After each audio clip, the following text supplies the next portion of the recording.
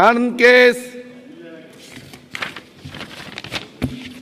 ಮಾನ್ಯ ಸಭಾಧ್ಯಕ್ಷರೇ, ಚುಕ್ಕೆ ಗುರುತಿನ ಪ್ರಶ್ನೆ ಸಂಖ್ಯೆ 552 ಕಡೂರು ಸಾರ್ವಜನಿಕ ಆಸ್ಪತ್ರೆಗೆ ಸಂಬಂಧಪಟ್ಟಿದ್ದಂತೆ ಮಾನ್ಯ ಆರೋಗ್ಯ ಮತ್ತು ಕುಟುಂಬ ಇಲಾಖೆ ಸಚಿವರನ್ನ ಕೇಳಲಿಕ್ಕೆ ಇಷ್ಟಬಯಸ್ತೇನೆ. ಅಧ್ಯಕ್ಷರೇ, ಉತ್ತರವನ್ನು ಒದಗಿಸಲಾಗಿದೆ. ಮಾನ್ಯ ಸಭಾಧ್ಯಕ್ಷರೇ, ಸನ್ಮಾನ್ಯ ಸಚಿವರು ಉತ್ತರವನ್ನು ಒದಗಿಸಿದ್ದಾರೆ.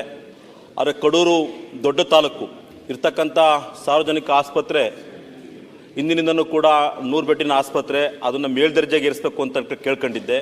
ಸಚಿವರು ಅದು ಕಷ್ಟ ಇದೆ, ಪಕ್ಕದಲ್ಲೇ ಚಿಕ್ಕಮಗಳೂರಲ್ಲೂ ಜಿಲ್ಲಾಸ್ಪತ್ರೆ ಇದೆ, ತರೀಕೆರೆಯಲ್ಲಿ ಆಸ್ಪತ್ರೆ ಅಂತಕ್ಕಂಥದ್ದು ಕೇಳ್ತಾರೆ. ಆದರೆ ಚಿಕ್ಕಮಗಳೂರು ತರೀಕೆರೆಗೆ ಹೋಲಿಸ್ಕೊಂಡ್ರೆ ಭೌಗೋಳಿಕವಾಗಿ ಕಡೂರು ತಾಲೂಕು ಭಾಳ ದೊಡ್ಡ ತಾಲೂಕು. ಹಾಗಾಗಿ ಅಲ್ಲಿರ್ತಕ್ಕಂಥ OPD ಸಂಖ್ಯೆ ಈಗಾಗಲೇ 1000 ದಾಟಿದೆ.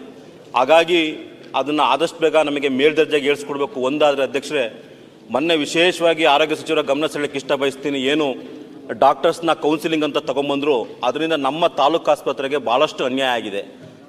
ಮಾನ್ಯ ಸಚಿವರ ಆಶೀರ್ವಾದದಿಂದ ನಾವೇನೇನೋ ಮಾಡಿ ಅವ್ರನ್ನ ಒಪ್ಪಿಸಿ ಕೆಲವನ್ನ ಹೆಚ್ಚುವರಿ ಅಂದರೆ ಅಗನೆಸ್ಟ್ ಪೋಸ್ಟಿಗೆ ಸ್ವಲ್ಪ ಡಾಕ್ಟರ್ಸ್ನ ಹಾಕ್ಸ್ಕೊಂಡಿದ್ದು ಅಲ್ಲಿನ ಪೇಷಂಟ್ಗೆ ಅನುಗುಣವಾಗಿ ತಕ್ಕಂತೆ.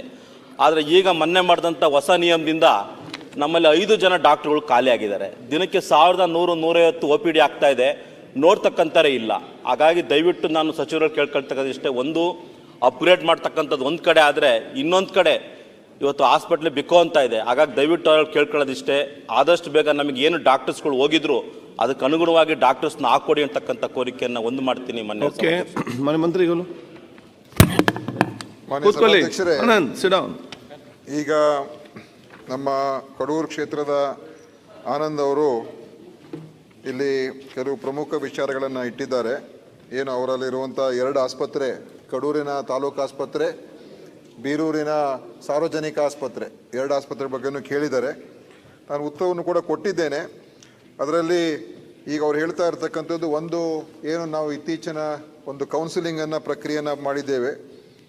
ಬಹುಶಃ ಪ್ರಥಮ ಬಾರಿಗೆ ನಮ್ಮ ಇಲಾಖೆಯಲ್ಲಿ ಒಂದು ರೀತಿ ಪಾರದರ್ಶಕವಾಗಿ ಈ ವರ್ಗಾವಣೆಯನ್ನು ಮಾಡ್ತಕ್ಕಂಥದ್ದು. ಸುಮಾರು 5,500 ನಮ್ಮ ಸಿಬ್ಬಂದಿ ವರ್ಗಾವಣೆ ಆಗಿದ್ದಾರೆ.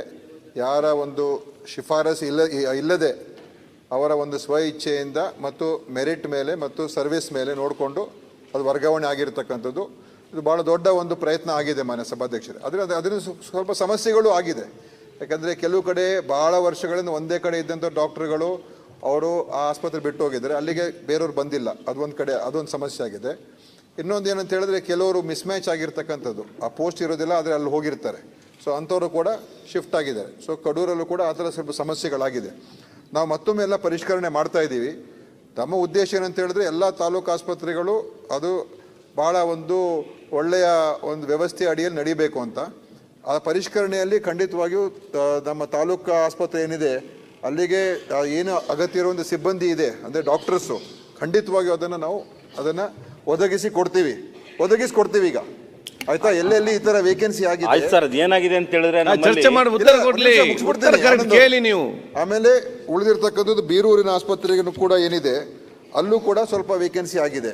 ಅಲ್ಲಿ ಒಬ್ಬರು ಲೀವ್ ಮೇಲೆ ಹೋಗಿದ್ದಾರೆ.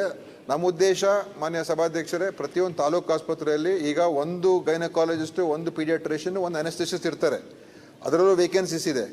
ನಾವು ಕಡ್ಡಾಯವಾಗಿ ಪ್ರತಿಯೊಂದು ತಾಲೂಕು ಆಸ್ಪತ್ರೆಯಲ್ಲೂ ಕೂಡ ಕನಿಷ್ಠ 2 ಗೈನಕಾಲಜಿಸ್ಟು, 2 ಪೀಡಿಯಾಟ್ರಿಷಿಯನ್ನು, 2 ಅನೆಸ್ಥೆಸಿಸ್ಟು ತರ್ತಕ್ಕಂಥ ವ್ಯವಸ್ಥೆಯನ್ನು ನಾವು ಈಗ ಮಾಡ್ತಾ ಇದ್ದೀವಿ. ಪೋಸ್ಟ್ನ ಡಬಲ್ ಮಾಡ್ತೀವಿ ಅಲ್ಲಿ. ಯಾಕೆಂತ ಹೇಳಿದ್ರೆ 24 ಗಂಟೆ ನಮ್ಮ ತಾಲೂಕು ಆಸ್ಪತ್ರೆಗಳಲ್ಲಿ ಅಲ್ಲಿ ಸೇವೆ ಸಿಗಬೇಕು. ಅದನ್ನು ಕೂಡ ನಿಮ್ಮ ತಾಲೂಕು ಆಸ್ಪತ್ರೆ ಕೂಡ ಒದಗಿಸಿ ಕೊಡ್ತೀವಿ. ಮತ್ತು ನಿಮ್ಮ ಬೀರೂರು ಆಸ್ಪತ್ರೆ ಕೂಡ ಅಲ್ಲಿ ಆ 3 ಜನನು ಗೈನಕಾಲಜಿಸ್ಟು, ಅನೆಸ್ಥೆಸಿಸ್ಟು, ಪೀಡಿಯಾಟ್ರಿಷಿಯನ್ನು ಬರುವಂಥ ಅದನ್ನು ಕೂಡ ತರ್ತಕ್ಕಂಥ ವ್ಯವಸ್ಥೆ ಮಾಡ್ತಾ ಇದ್ದೀವಿ. ಸೊ ಅದನ್ನು ಕೂಡ ನಿಮಗೆ ಕೊಡಿಸ್ಕೊಡ್ತೀವಿ ಅಂತ ಈ ಸಂದರ್ಭದಲ್ಲಿ ಹೇಳೋದಕ್ಕೆ ಬಯಸ್ತಾ ಇದ್ದೀನಿ. ಓಕೆ. ಹೆಚ್ಚಿನ ವಿಡಿಯೋಗಳಿಗೆ ಪ್ರತಿಧ್ವನಿ ಯೂಟ್ಯೂಬ್ ಚಾನೆಲ್ ಸಬ್ಸ್ಕ್ರೈಬ್ ಮಾಡಿ, ಬೆಲ್ ಐಕಾನ್ ಕ್ಲಿಕ್ ಮಾಡಿ.